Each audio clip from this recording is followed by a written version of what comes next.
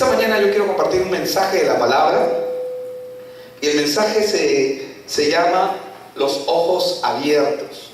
Y para poder entender, ustedes lo tienen en pantalla, y hay un versículo que me encanta, que está en 2 Reyes 6:17, que dice lo siguiente, ¿no? Y oró Eliseo y dijo: te ruego, Jehová, que abra sus ojos para que vea. Este hombre, Eliseo, es un profeta de Dios, y después vamos a hablar un poquito más acerca de él. Pero él oró a Dios y le dijo: te ruego, Jehová, que abra sus ojos para que vea. Entonces Jehová abrió los ojos del criado de Gise, que es el criado de Dios, y miró, y he aquí que el monte estaba lleno de gente de caballo y de carros de fuego alrededor de Eliseo.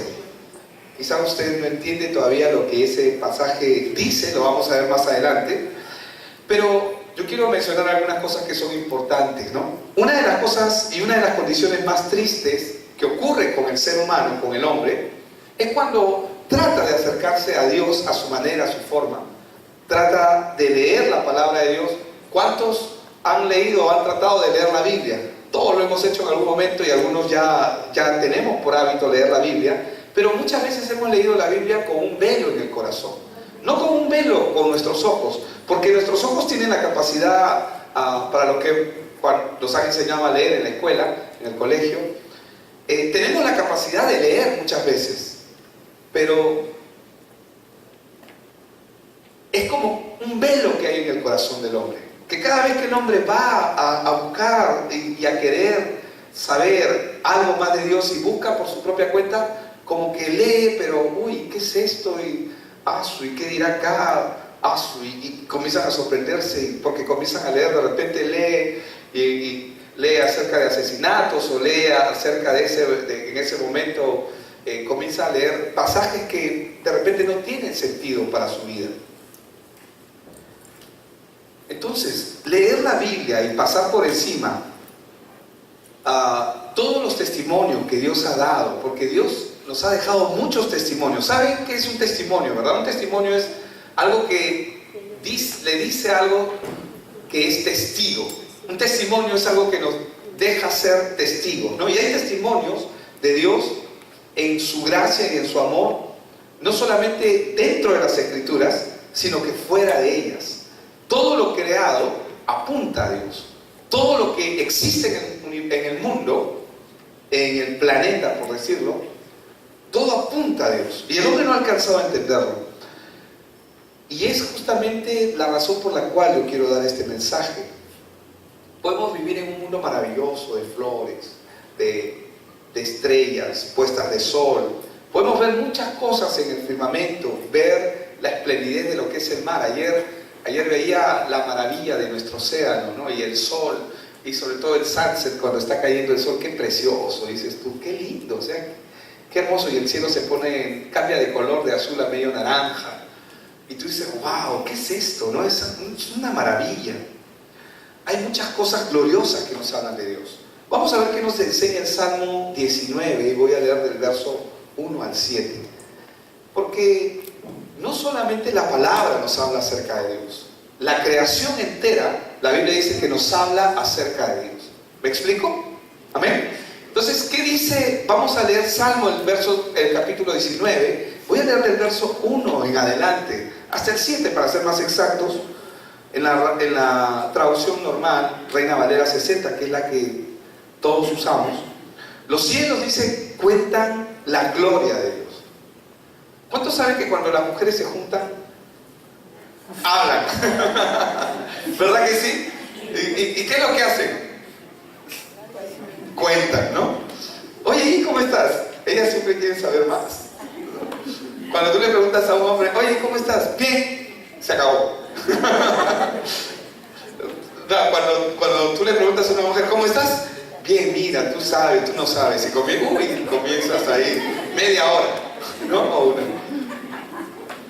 Porque la mujer tiene una capacidad diferente en ese sentido, es más relacional, es mucho más relacional, se conecta más con otras personas, es mucho más, se conecta mucho más. Pero acá la Biblia dice que los cielos cuentan la gloria de Dios. En otras palabras, lo que nos está diciendo es que el cielo, el firmamento, anuncia la obra de sus manos. O sea, todo lo que nosotros vemos debería hablarnos de Dios. Nos cuenta de Dios, nos cuenta de la gloria. Y no termina ahí, sino que en el verso 2 dice, en el Salmo 19, dice: un día emite palabra a otro día. Qué espectacular esto, que un día emita palabra a otro día y una noche a otra noche declara sabiduría. O sea, ¿quieres ser sabio? Mira la creación, mírala. Hermanos, yo soy creyente y muchos de los que estamos acá somos creyentes.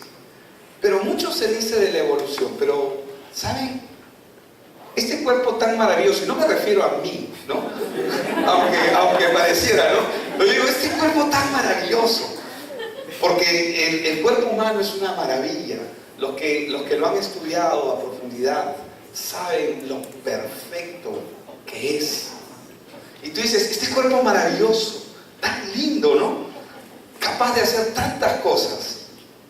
Cuando se muere, se hace polvo. ¿Dónde está la evolución ahí? Se supone que para este cuerpo le ha tomado miles de años ser lo que es. O sea, me refiero al proceso evolutivo, cuando la evolución nos habla acerca del desarrollo del hombre. Sin embargo, la Biblia dice que el hombre ha sido hecho del polvo y al polvo volverá. Y lo que le toca al cuerpo, una vez que un cuerpo muere, es decir, el alma se desconecta de ese cuerpo, no es una evolución, no evoluciona, no se vuelve algo mejor, ¿verdad? ¿O se vuelve algo mejor? No, se vuelve polvo, se vuelve polvo. ¿Evoluciona?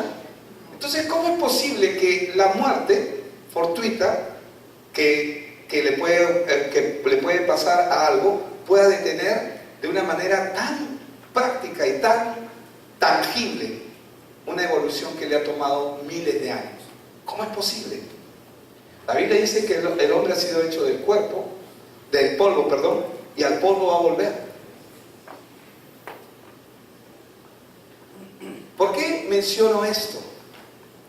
Porque lo que Dios nos muestra en su palabra, lo que Él ha desarrollado, es absoluto. ¿Qué significa ser absoluto? Que es tal cual como dice la palabra. Tal cual como lo dice la palabra. Y se va a cumplir tal cual como la palabra de Dios lo dice. Pero la ciencia no logra eso. Sí, nos ayuda a ver, a estudiar, a conocer al hombre, pero no logra lo que la palabra de Dios ya hizo, ya estableció. Así fue, así será, y nada más ocurrirá. Entonces, verso 3 dice: no hay lenguaje ni palabras. Pero está hablando que los cielos cuentan la gloria de Dios. Dice que no hay lenguaje ni palabras, y ahí dice algo interesante: ni es oída su voz. O sea que la sabiduría está, la plenitud está hablando de Dios, pero dice que mucha gente no está escuchando, no está oyendo. Verso 4: por toda la tierra salió su voz, y hasta el extremo del mundo sus palabras. En ellos puso tabernáculo para el sol. Y este dice: como esposo que sale de su tálamo, se alegra cual gigante para correr el camino. El sol dice que está corriendo el camino. De un extremo de los cielos es su salida, y su curso hasta el término de ellos, y nada hay que se esconda de su calor. La ley de Jehová es perfecta, dice la palabra de Dios, ¿verdad? La ley de Jehová es perfecta, que convierte al alma. El testimonio de Jehová es fiel, que hace sabio al sencillo. El ejemplo del poder divino que nosotros podemos ver, que Dios ha manifestado a través de la creación, ¿qué es lo que hace? Muestra quién es Dios. Pero la insensatez, la terquedad del ser humano que vive separado de Dios, dice: no hay Dios. Y no pueden ver lo que Dios ha hecho. La ciencia hasta ahorita no puede explicar el alma. Ya, digamos, el proceso evolutivo. Se da, digamos que existe el proceso evolutivo, porque se da, ¿no? No estoy diciendo que... lo que trato de decir es, por ejemplo, el proceso evolutivo que tiene toda persona o que tiene toda planta es de acuerdo a la capacidad y de acuerdo a los genes que ya están tipificados, que ya están establecidos, que ya están programados. O sea, una persona es, desde el vientre de la madre o desde la concepción, es lo que va a ser de acuerdo a lo que ya está establecido. No sé si me dejo entender. Ya estaba escrito el color de mi cabello, el color de mi piel, ya estaba escrito, estaba determinado, porque ya estaba así dado. ¿Me dejo entender? A eso me refiero cuando hablo del proceso. No estoy hablando de la evolución en sí, estoy hablando de lo que ya está programado por Dios, que ya está establecido. Un día emite palabra al otro día, o sea, ya las cosas ya están hechas, de acuerdo al plan y a la soberanía de Dios. Entonces, el hombre dice, no hay Dios. Pero ¿en qué momento? O sea, la ciencia no puede explicar el alma, por ejemplo. ¿Cómo puedes explicar el alma? Cuando una persona muere, ¿qué es la muerte? Es la separación del alma del cuerpo. Y ese cuerpo sin alma queda sin vida. ¿En qué momento se colocó el alma en esa persona? La Biblia dice que Él sopló aliento de vida y fue el hombre un ser viviente. La Biblia sí lo explica, la ciencia no puede. ¿Me explico? Entonces, a pesar de que mucha gente vive una vida maravillosa y ven el efecto de lo que cada día les regala, el hombre y el sistema de este mundo quiere insistir en lo mismo, en mantenernos separados de Dios y que el hombre no pueda ver que todo tiene un origen divino, que todo tiene origen en la palabra de Dios. Hemos visto en este salmo que acabamos de leer solamente los 7 primeros versos, que la Biblia dice que los cielos cuentan la gloria de Dios. Es decir, ¿qué es lo que están haciendo? Están dando testimonio de quién es Dios. No sé si les ha pasado a ustedes, pero a mí me ha pasado que cuando he salido de viaje manejando, hace muchos años atrás, con mi esposa, me fui con unos amigos y nos quedamos en medio de la ruta, en medio de un paisaje maravilloso, en medio de la nada. O sea, solo, claro, no es la nada, porque estamos en la carretera, ¿no? Y por ahí que vimos, creo que estábamos camino a Canta o Rajillo, por ahí. Y vemos ahí unas ovejitas que están saltando por ese lado, y ves el verde y ves la maravilla y dices, qué precioso es esto. Pero al mismo tiempo, estás en medio de una inmensidad. Hermanos, el ojo natural del hombre está ciego a las cosas de Dios, está ciego a las cosas celestiales. Y tenemos que entender esto. Normalmente la gente no vive pensando en Dios. No sé si me explico, pero la Biblia nos enseña que Dios está en todas partes. ¿Cómo lo sé? Porque los cielos cuentan la gloria de Dios. Cada día emite palabra y cada noche también emite palabra. Entonces, Dios está en todas partes, pero ¿qué es lo que ha ocurrido? El pecado ha cegado los ojos de los hombres para que no le vean. Para que no le vean, para que no le conozcan. El pecado pasó. Sí, el pecado. ¿Y qué es el pecado? El pecado es lo que nos separa de Dios. Es nuestra naturaleza que no podemos evitar ni controlar. Muchas veces tratamos. El propósito del pecado es separar al hombre de Dios. Es así como el hombre quedó separado. ¿Qué es esa naturaleza de pecado? Vamos a ver Romanos 3, 10 al 12. Dice, como está escrito, dice, no hay justo ni aun uno. ¿Habrá alguien justo en la tierra? No. ¿Habrá alguien bueno en la tierra? No. No lo hay. Ay, pero pastor, yo conozco una persona que es bien buena, ¿no? Es bien lindo, bien linda. Sí, puede tener actitudes de bondad, pero la Biblia dice que no hay ni uno bueno, no hay ni uno justo. No existe tal persona. Pero no solamente dice eso, no hay justo ni aun uno. Esto es lo que trajo el pecado. No hay quien entienda. No hay quien entienda, dice. No hay quien busque a Dios. Eso es lo que hay en el mundo. Ese es el mundo que tenemos, que hemos heredado. Todos se desviaron. Cuando dicen todos de un 100%, ¿cuánto es? Todos. Y la Biblia es tautológica, es absoluta, es soberana. Significa que lo que dice es verdad. Dice, todos se desviaron a una, se hicieron inútiles. No hay quien haga lo bueno, no hay ni siquiera uno. Pero yo conozco uno. Es falso. Conoces lo que él quiere que conozcas, o lo que ella quiere que conozcas. Pero esa misma persona no puede ver su propio corazón. Entonces, ¿qué es lo que trae esto como consecuencia en el ser humano? Trae como consecuencia que el ser humano, el hombre, cuando me refiero a hombre, me refiero al género humano, hombre y mujer, no puede ver su condición. No puede ver su condición. Bíblicamente, la Biblia dice que esa persona está muerta. ¿Por qué? Porque no puede ver que está herido, que tiene contusiones, no puede ver las llagas, no puede ver que se está pudriendo y que se está muriendo. El hombre no puede ver eso. No lo puede ver. Vive una fantasía.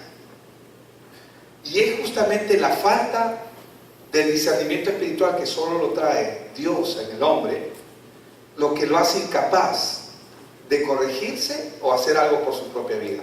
La mayoría de gente trata de ser buena, pero en el camino la experiencia nos enseña que van a fracasar. Van a fracasar.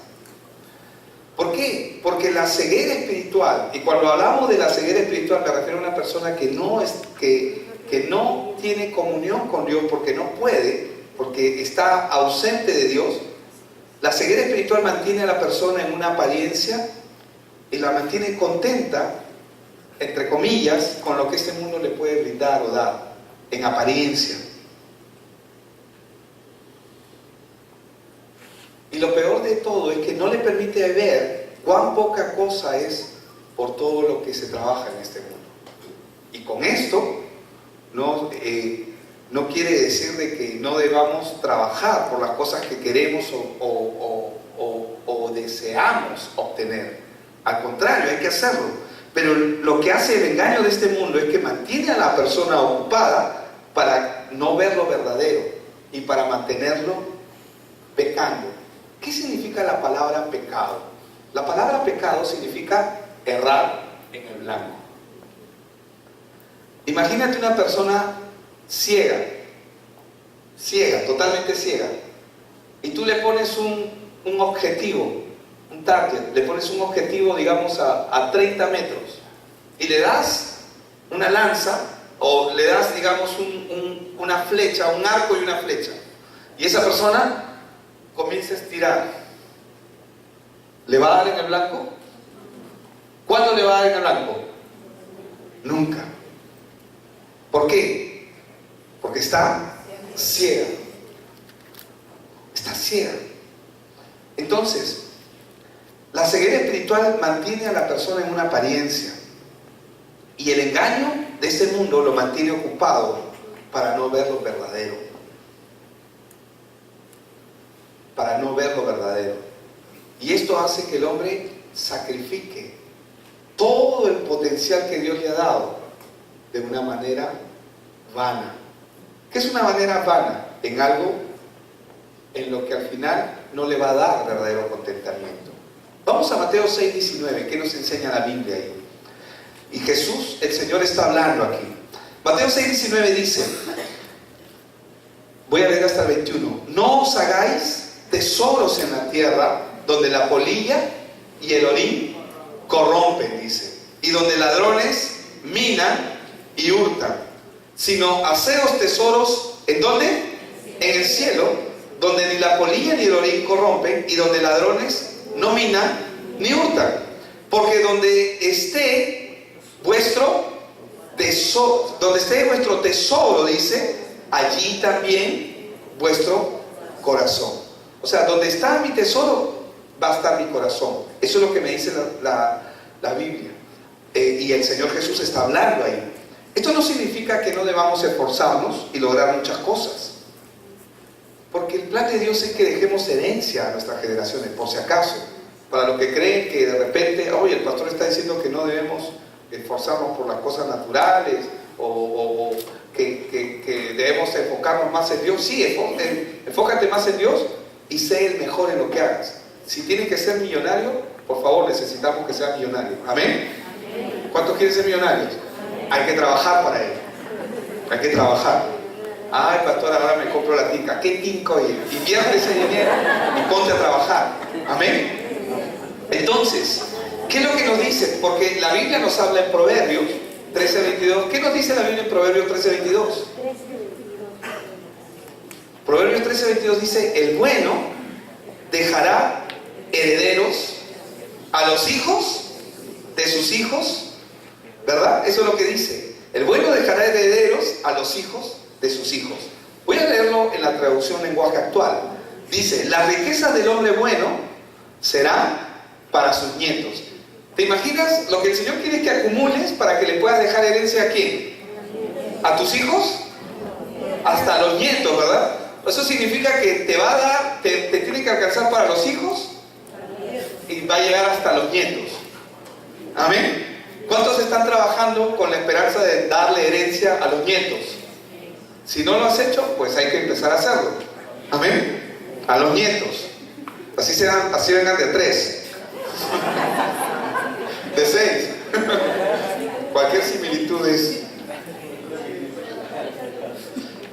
La versión Biblia de las Américas lo dice de esta manera: el hombre bueno deja herencia a los hijos de sus hijos. Y la versión Dios habla hoy de la Biblia dice: el hombre bueno deja herencia a sus nietos. Entonces, cuando Dios está hablando, no hagas tesoros en la tierra, Él no se está refiriendo a que no acumule riqueza, ¿verdad? Ese no es el énfasis. Eso no es el énfasis. El problema del hombre, y Jesús lo dijo, está, ¿dónde está el corazón del hombre? Cuando el corazón del hombre está apartado de Dios. ¿Y cuando el corazón del hombre comienza a apartarse de Dios? ¿Cuándo ocurre eso? Cuando mi Dios se convierte en el trabajo, o mi Dios se convierte en el dinero. Recuerden que el dinero siempre va a ser un medio. ¿Ese es el objetivo o no? Es un medio para un fin. No es el fin en sí mismo. El fin debe ser Dios, tu familia, tu matrimonio, tu familia, tu hogar. Ese debería de ser el fin. No el medio. Pero a veces nosotros usamos nuestra familia, la gente que amamos, como el medio para lograr un fin. Y estamos poniendo de cabeza los principios. Entonces, el problema del hombre está cuando su corazón está apartado de Dios. Por eso es que Mateo 6:21 dice: porque donde esté vuestro tesoro, allí también vuestro corazón. Y es importante que nosotros podamos entender. Entonces, ¿qué hace esto? Pone a los hombres en un grave peligro, porque cada uno hace conforme le parece, y lo más triste es que comienzan a guiar a otros hombres. Padres que quieren lo mejor para sus hijos, pero quieren guiarlos por los caminos que ellos han vivido. Y ellos han pasado experiencias difíciles, duras. Han pasado experiencias posiblemente que ellos quieren que sus hijos no pasen. Pero si han vivido separados de Dios, ellos saben en su corazón que todo lo que acumulan, todo lo que pueden lograr, al final se desvanece, se hace nada. Y no solamente se desvanece, o sea, no me refiero a que el dinero se puede acabar, sino que no hay satisfacción en el corazón del hombre. Se desvanece el encanto, se va el encanto.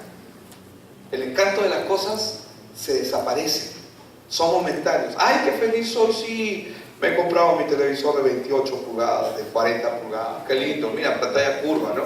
Pues mira, ahora puedo mirarlo de todos los ángulos. Pero al final, para los que ya tenemos cierta edad, Yo sé que parezco joven. Y soy joven, ¿no? Pero no tanto, soy abuelito. Pero para los que ya tenemos cierta edad, hermanos, te das cuenta de cuánto tiempo hemos perdido haciendo tontería y media. Pero no solamente eso, sino que llega un momento en que te das cuenta de que muchas de las cosas que el mundo ofrece no te llenan. Y ya no se sabe por qué trabajar. Y eso es lo que le pasa a mucha gente, que no saben por qué trabajar. Por eso es que se trabaja por el poder, pero el poder es insaciable. Trabaja por el dinero, lo corrompe el dinero y esto se convierte en algo insaciable. Esto hace que el hombre esté en un peligro. ¿Qué cosa es lo que hace que el hombre esté en un peligro? Su ceguera espiritual. Cuando el hombre no tiene la capacidad de ver, está en un peligro.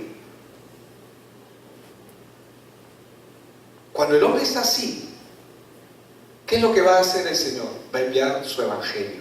¿Y qué es el evangelio? Es la respuesta de Dios al problema del hombre. Pero, ¿te imaginas que Dios envíe el evangelio a una persona que cree que no necesita evangelio? La mayoría de gente cree que no necesita a Dios. Ellos piensan que están bien.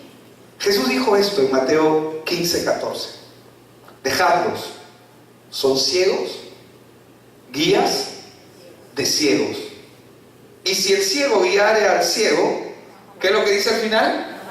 Ambos caerán en el hoyo. Y esto es cierto. ¿Por qué ocurre esto? Porque una persona que está separada de Dios, ¿a dónde va a ir? Está condenado a muerte, al fracaso. No importa si logra cosas económicas, académicas. Por eso es que Proverbios 16:25 nos enseña que hay caminos que a los ojos de los hombres parecen buenos, pero su final es camino de muerte. Hermanos, todo camino que tome el ser humano separado de Dios está condenado al fracaso. Todo camino, sin excepción. Ahora, ¿significa eso que no debo tener planes? Por supuesto. ¿Significa eso que no debo tener objetivos? Por supuesto. Pero el problema no son los planes, ni son los objetivos. El gran problema es la ceguera espiritual de la persona. Si la persona está separada de Dios, no importa lo que haga, nunca va a ser feliz. Nunca. Diga conmigo, nunca. Por eso es que solo Dios y solamente Él puede abrir los ojos del hombre. Voy a ponerlo en el modo natural. Quiero que me presten atención a esto. Yo puedo guiar a un ciego, naturalmente hablando, pero no puedo hacer que vea. ¿Me explico? Puedo guiarlo, pero no puedo hacer que vea. ¿Por qué? Porque solo Dios puede abrir los ojos del hombre. Yo puedo poner la verdad delante de ellos, pero yo no puedo abrir sus ojos. Solo Dios puede abrir los ojos del hombre. Algunos ciegos pueden usar anteojos, como muchos usan, anteojos artificiales de colores. Otros pueden utilizar lentes, cristales, o algunos se ponen hasta ojos artificiales. Pero ven, si está ciego, no importa la apariencia que tenga, no va a ver. ¿Por qué? Porque solo Dios puede abrir los ojos de un ciego. Darle vista a un ciego es lo mismo que crear ojos nuevos. Y hemos visto un caso, en el caso del Señor Jesús, que Él agarró y había un hombre que tenía las concavidades. Y Él escupió su saliva, la mezcló con barro y llenó las concavidades de este hombre y le dijo, anda, lávate. Y cuando terminó de lavarse, este hombre estaba viendo. ¿Qué hizo Dios? Hizo un milagro creativo. Donde no había, Él puso los ojos. Él le puso los ojos a este hombre que nació ciego de nacimiento, solamente tenía las concavidades del ojo. Darle vista a un ciego es lo mismo que crear ojos nuevos en una persona. Pero nuevamente, solo Dios puede hacer este proceso.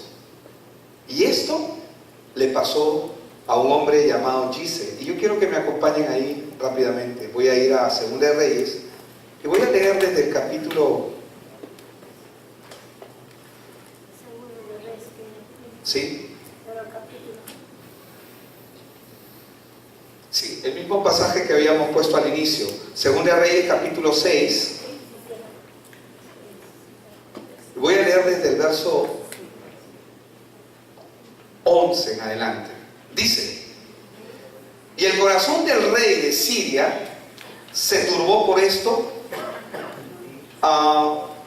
Ya voy a leer desde el 8 mejor. Desde el 8, Joel, por favor.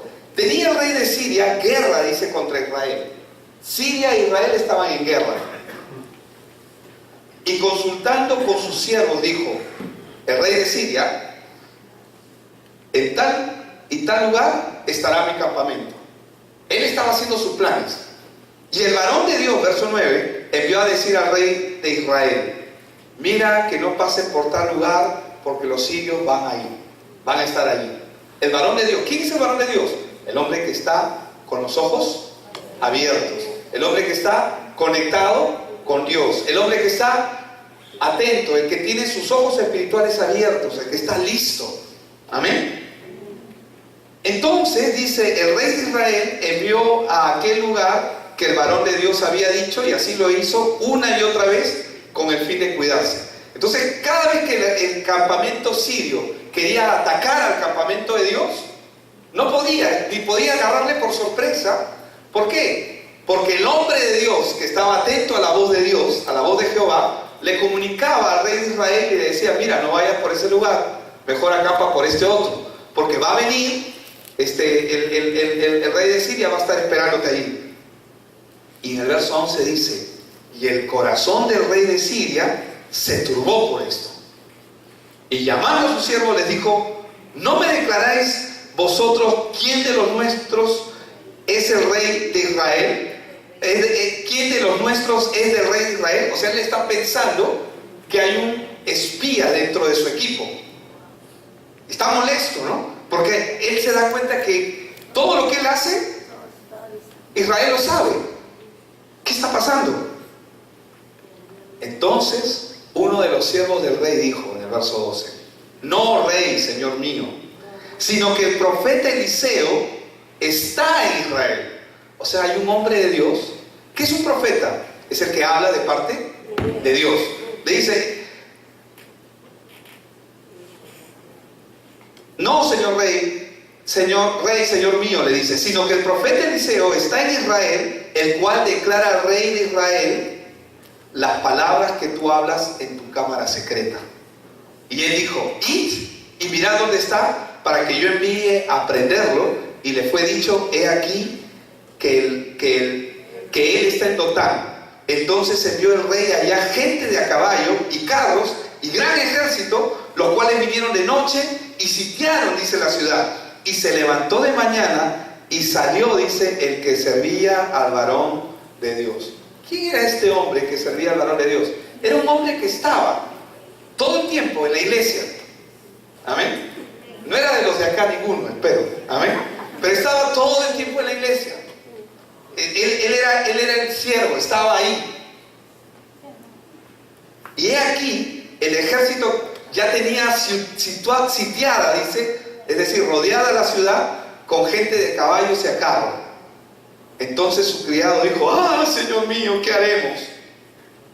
Este hombre que está caminando con el hombre de Dios se comienza a asustar, se turba su corazón, porque piensa que lo van a matar. ¿Por qué? Porque ¿qué hizo el rey sirio? Ah, como este es el profeta que le está diciendo todas las cosas a Dios, entonces a este tengo que matar. Muerta la araña, se acabó la telaraña, ¿verdad? Entonces, si lo elimino a él, se acaba la cosa. Eso es lo que él está queriendo hacer en ese momento. Quiere eliminar a Eliseo. ¿Pero qué está haciendo Eliseo? Está comiendo sus uvas, está tranquilo, él está tranquilo. Él está en Dotán, pero él está tranquilo. Pero ¿quién es el que está angustiado? ¿Quién es el que está con una inestabilidad en su corazón? El siervo, ¿no? Gises, así se llamaba el siervo. Y he aquí, dice que el ejército tenía sitiada la ciudad con gente de caballo y a carros. Entonces su criado le dijo: ay, Señor mío, ¿qué haremos? Él le dijo: no tengas miedo. Diga conmigo, no tengas miedo. Dice, porque más son los que están con nosotros que los que están con ellos. Verso 17. Como este hombre está desconectado, ¿por qué? Porque es ciego. Diga conmigo, es ciego. Otra vez, es ciego. Oye, pero supuestamente ve, ¿no? Pero es ciego para el mundo espiritual. ¿Pero por qué es ciego? Por su comunión con Dios. No tiene una comunión con Dios. ¿Pero por qué es ciego? Porque es una persona que no tiene no solamente una comunión con Dios, sino está desconectado totalmente. Él está ahí, él puede estar ahí sirviendo al siervo de Dios, y ambos pueden estar, digamos, por decirlo de una manera, en la iglesia del Señor, pero uno vive en paz, en plenitud, y el otro es atormentado cada vez que le dan una mala noticia. ¿Es así o no? ¿Eso pasa en la iglesia o no pasa en la iglesia? ¿En otras iglesias? No, aquí pasa. Amén. ¿Por qué? Porque este hombre está ciego.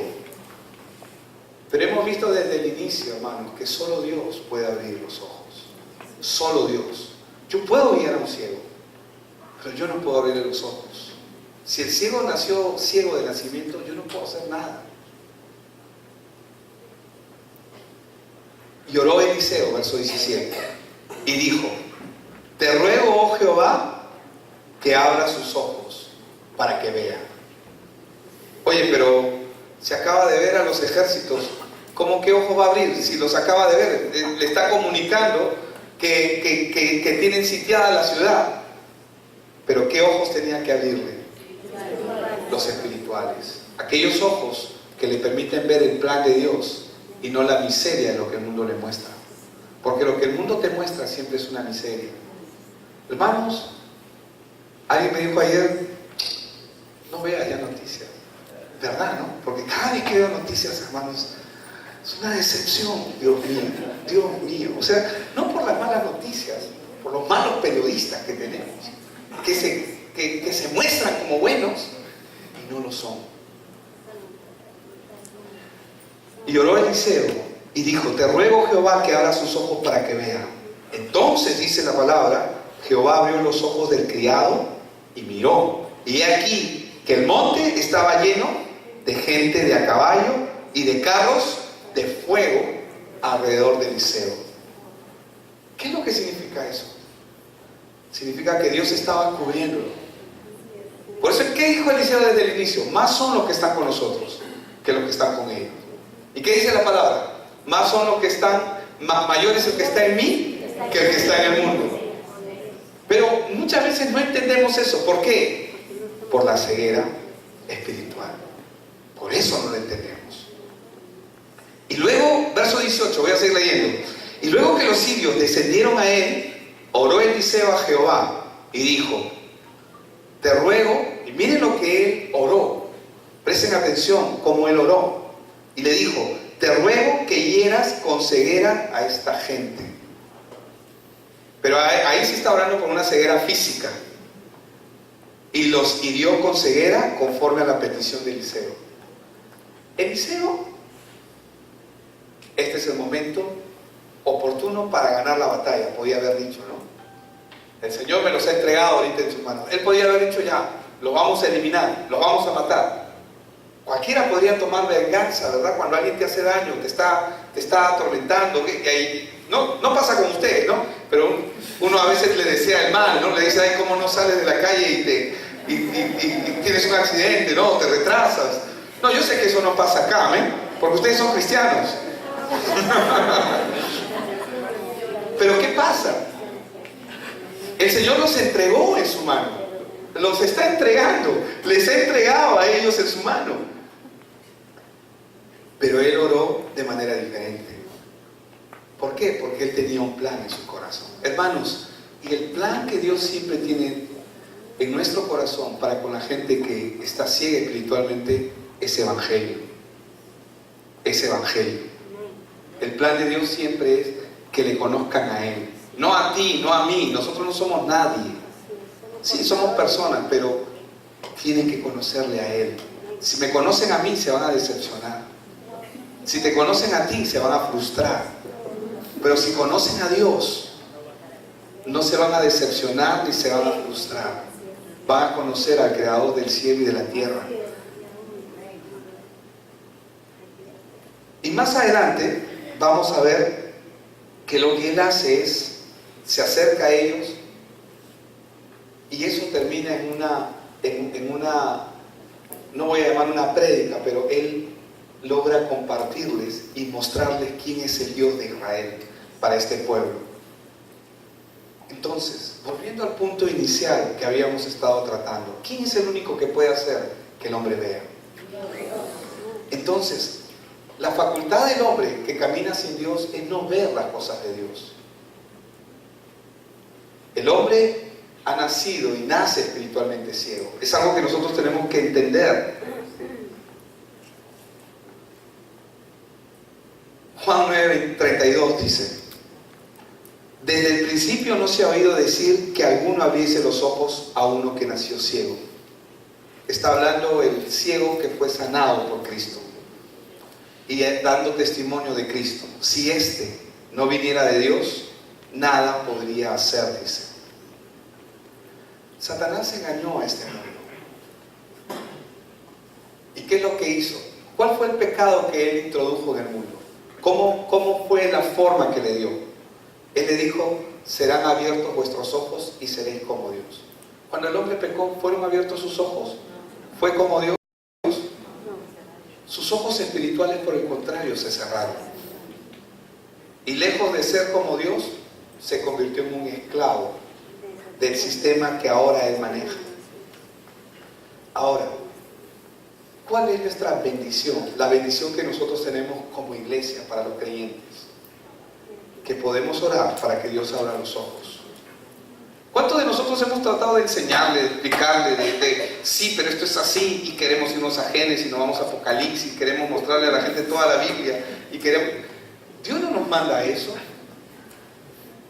Si quieres darle eso, que se vaya a un seminario, amén, o que vaya a la escuela, donde va a aprender un poco más. Pero ¿qué es lo que la gente necesita? Evangelio.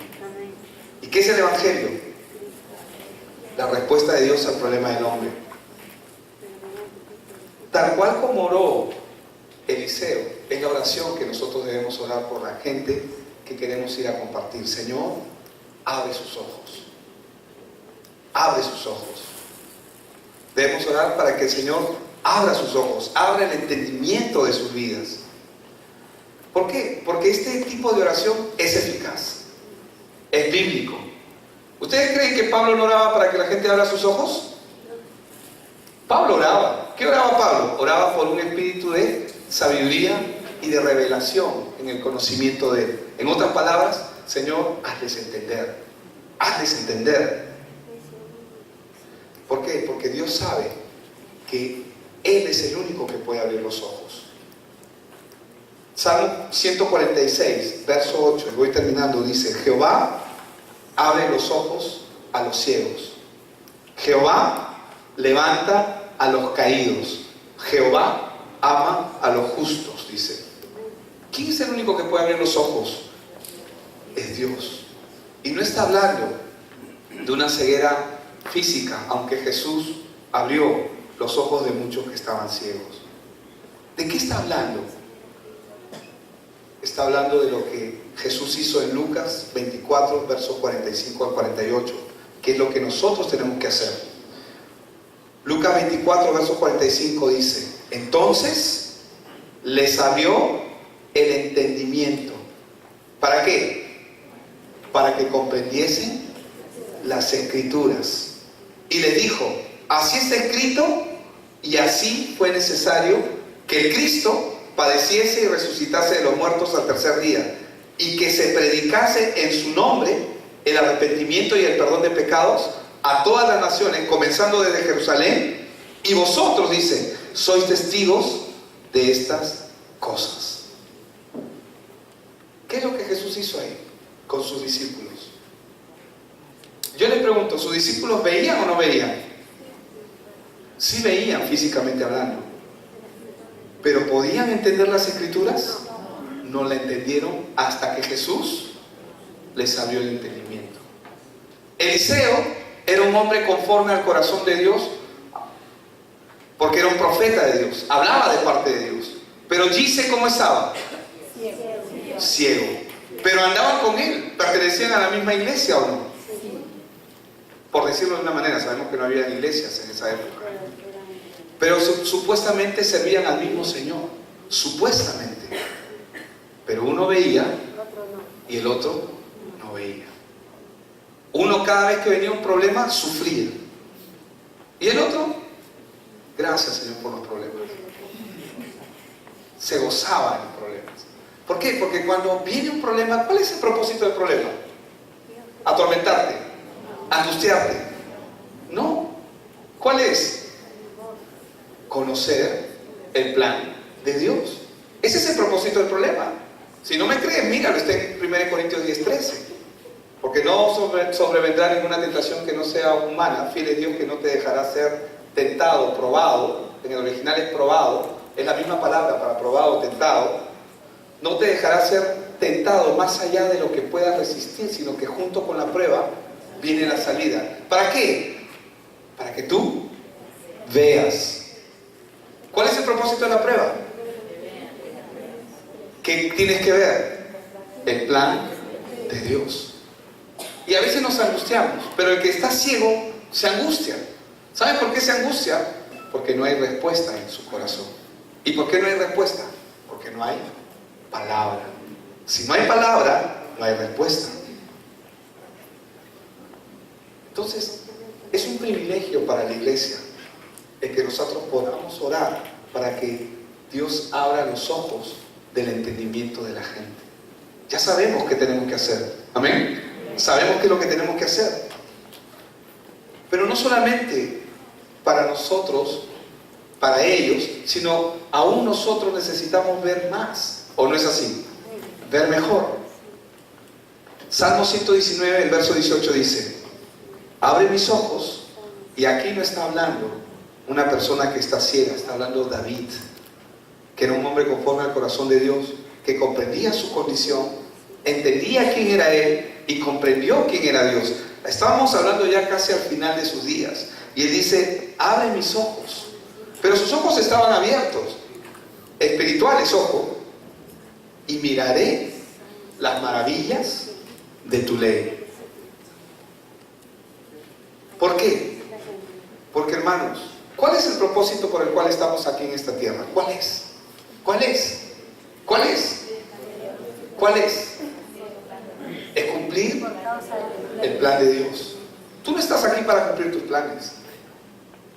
Yo tampoco. Eso no significa que no tengamos planes o que no hagamos proyectos. Pero tú y yo no estamos aquí. Si tú eres un discípulo de Cristo, tú tienes que entender que tú no estás aquí para hacer tu voluntad. Que cada vez que haces tu voluntad, o cada vez que yo hago mi voluntad, me convierto en un enemigo de Dios. ¿Por qué? Porque la Biblia dice que Dios resiste al soberbio. ¿Y por qué más? Me convierto en un hacedor de maldad. ¿Por qué? ¿Qué es un hacedor de maldad? No es el que hace maldad como el sistema en el mundo nos ha convencido que es la maldad. El que hace maldad es el que hace su propia voluntad y no la de Dios. Y de eso hemos sido parte muchos. ¿Cuál es el propósito? A veces uno dice: ¿pero por qué te angustias? ¿No? La verdad, ¿por qué te angustias? No deberíamos. ¿Qué es lo peor que te puede pasar? ¿Qué es lo peor que me puede pasar? Una enfermedad, un cáncer. ¿Qué es lo peor que nos puede pasar? ¿Qué es lo peor que te puede pasar? ¿La muerte? Es ganancia para nosotros. Pero ¿por qué nosotros no podemos vivir esa verdad aún en su plenitud? ¿Por qué nos angustiamos Cuando nos duele, cuando nos sale un bultito y comienza, ay, es doloroso, cáncer. ¿No les ha pasado a ustedes? ¿O me ha pasado a mí nomás? Es que eso pasa, hermanos. ¿Qué cosa? O sea, ¿la muerte es un problema? No. Bíblicamente es nuestra graduación. ¿Saben cuándo la persona va a partir? Cuando esté lista para partir. Pero cuán preciosos, cuán hermoso es cuando una persona parte de este mundo sabiendo que ha estado cumpliendo los planes y los propósitos de Dios. ¿Me dejo entender? Entonces, la ceguera espiritual, ¿qué es? Es no ver las cosas de Dios. Y a veces, ¿qué tiene que hacer el Señor? Meternos en problemas. ¿Por qué? Porque los problemas nos acercan a Dios. Son justamente los problemas los que te hacen dependiente de Dios. Cuando no entiende, ¿verdad? No entendemos. Y a veces lo tomamos, no, diablo asqueroso, te has metido. Un ratito. Vamos a ubicarnos. Y vamos a ubicar cada cosa en su sitio. Si tú eres un hijo de Dios, bíblicamente hablando, Satanás no tiene absolutamente, di conmigo, absolutamente, él no tiene ninguna participación en tu vida.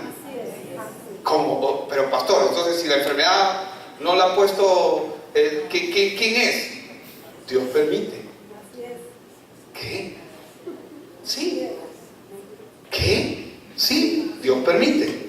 Pero ¿cuál es el objetivo? Siempre su objetivo es su evangelio, su palabra. El venir a la iglesia no me hace ser creyente. El cantar lindo acá, adelante o allá atrás o en el lugar donde estés, no me hace ser un mejor creyente. A veces queremos y mostramos esa postura religiosa. Yo no soy un religioso. Lo que hace tu derecha no lo debe saber tu izquierda. Ese es el principio. Y cuando se trata de dar testimonio, es lo primero que vamos a hacer. ¿Pero qué es dar testimonio? No solamente con nuestra vida. No somos perfectos, pregúntale a mi esposa. No somos perfectos. Pero ¿sabes qué? Tenemos lo más precioso que este mundo puede poseer en la tierra. Su evangelio, su palabra. Pero ¿quiénes lo van a ver? Giselle no lo vio. ¿Saben por qué no lo vio? Porque él vivía en angustia, en tormenta. Él vivía conforme a sus ojos. ¿Saben por qué? Porque estaba entretenido en el mundo. Él estaba entretenido en las cosas. Y las pequeñas zorras nos distraen, nos sacan. Nos sacan de lo que es verdadero.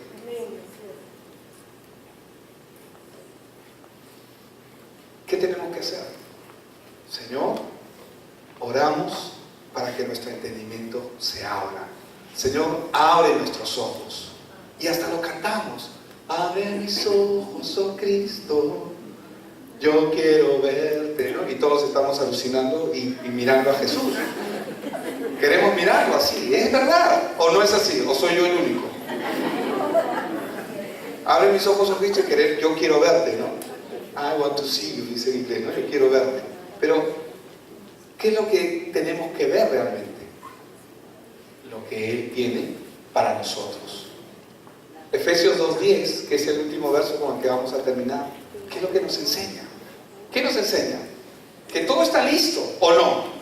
¿O yo tengo que alistar algo? No, yo me tengo que sumar a lo que ya está hecho, que es muy diferente. Yo me sumo a lo que está establecido. Y Jesús lo enseñó, pero el hombre no lo entendió. Repiten el Padre Nuestro de Paporreta, lo hemos hecho muchos de nosotros sin entenderlo. ¿Pero qué dice? Porque somos hechura suya. Si soy una hechura de Él, he sido creado en Cristo Jesús. ¿Para qué? Para buenas obras. Pero ¿cuáles son las buenas obras? Son las que Él ha preparado. No son las mías. Ay, qué lindo, ¿no? Veo a una persona que necesita dinero y sí, vamos a ayudarla. Pero no está hablando solamente de esas obras. Está hablando de las obras del Evangelio. Está hablando de las obras que extienden el reino de Dios en esta tierra. Porque ¿cuál es el plan de Dios? Que su reino se establezca. Ese es el plan. Entonces, para buenas obras, las cuales Dios preparó de antemano. ¿Sabes cuándo es ese antemano? No quiero que vayas ahí, pero es antes de la fundación del mundo. Las preparó. Las obras de Jesús estaban preparadas de antemano. Es la mejor muestra. Jesús anunciado en más de 300 profecías, cada cosa que hacía, y esto lo hago para que se cumpla conforme como dijo el profeta, ¿no? Y tuvo que decir, tengo sed para cumplir, y tuvo que ser traspasado por su costado para cumplir lo que estaba establecido. ¿Él vino a hacer su voluntad? Vino a hacer lo que estaba establecido. Y lo que Dios ha preparado para nosotros ya está establecido. ¿Y cómo sé si algo que Dios ha preparado es para mí o no? ¿Cómo lo sé? Fácil. Tienes que conectarte con Dios y tú vas a ver que hay puertas que se van a abrir, hay puertas que se van a cerrar. Eso es una forma de verlo. Pero hay otra forma, diariamente, a través de su palabra. A través de su palabra. Por eso dice, para que anduviésemos en ellas. Por eso es que cuando vemos un verso, esto pido y requiero en el Señor, que ya no andéis como Gise, que ya no andéis como los otros gentiles, que andan en la vanidad de su mente, pensando en el oro, pensando en la plata, porque Gise estaba pensando en eso. Ese no es el único caso. Hay otro caso que habla de la ceguera, de los siervos que estaban en el templo, que ya no están pensando en las cosas naturales. Esto pido y requieren al Señor, que ya no anden como los otros gentiles que andan en la vanidad de su mente, teniendo el entendimiento entenebrecido, es decir, ciegos, ajenos a la vida de Dios. Cuando está hablando de ajenos a la vida de Dios, está diciendo que no estamos andando en las obras que Dios preparó, sino en nuestras propias obras. Ajenos a la vida de Dios por la ignorancia que en ellos hay. ¿A qué ignorancia se refiere? A no conocer quién es Dios. Por eso es que Eliseo, ¿qué dijo? Señor, abre sus ojos. Este no sabe todavía. Está conmigo tanto tiempo y todavía no aprende. Abre sus ojos. Amén. Pero no lo dijo y no he querido expresarlo de una manera peyorativa, ¿no? Sino lo dijo porque realmente este hombre estaba ciego. Amén. Así que tenemos que orar para que la gente vea. Padre, te damos gracias.